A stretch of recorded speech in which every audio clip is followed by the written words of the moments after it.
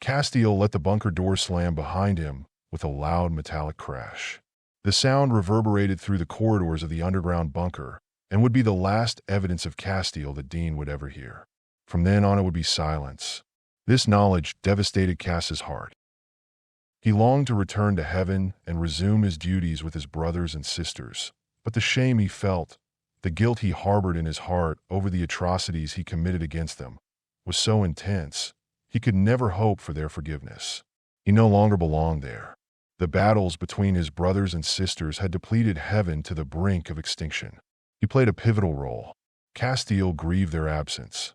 Now Dean had repulsed him from his last sanctuary among the humans. Anguish tore at his heart like a hellhound tearing at human flesh. He endured separation before, even as a human, when Dean asked him to leave the bunker. He survived, even without his angelic powers. He remade himself as Steve.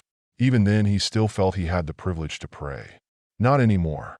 With his powers restored, he felt mocked and even more helpless.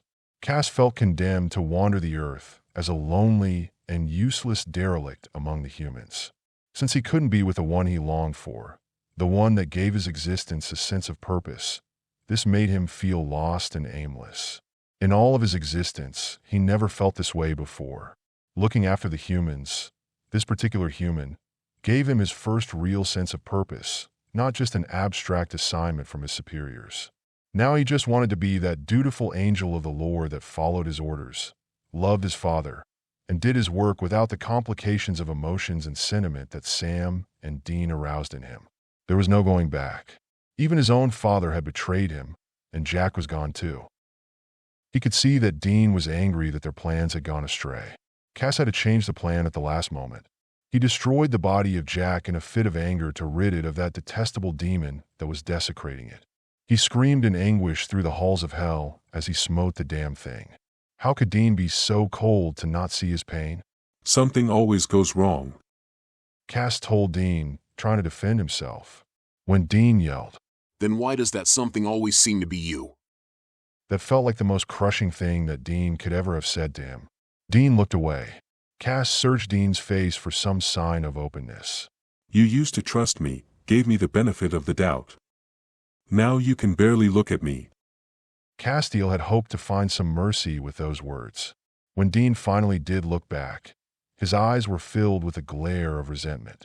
My powers are failing, and I've tried to talk to you over and over. You don't want to hear it. You don't care. I'm dead to you. You still blame me for Mary. He hoped that Dean would tell him that Cass was wrong, that Dean really didn't feel that way. Dean's glare didn't soften. His eyes remained hard and bitter. He left Cass with no other move to make. Well, I don't think there is anything left to say. Cass turned to walk away. His last hope was that Dean would call him back. Where are you going? Castiel felt a glimmer of hope. Jack's dead, Chuck is gone, you and Sam have each other. I think it's time for me to move on. He wanted Dean to tell him that there was still a place here for him, that Sam and Dean still needed him. Those words didn't come. After one last exchange of looks, Castiel turned and climbed the stairs toward the door. The last of his hope faded when the words calling him back didn't come. Dean stood stoic with his clenched jaw and didn't utter those yearn-for words. Then Cass was out the door and heard it slam shut behind him.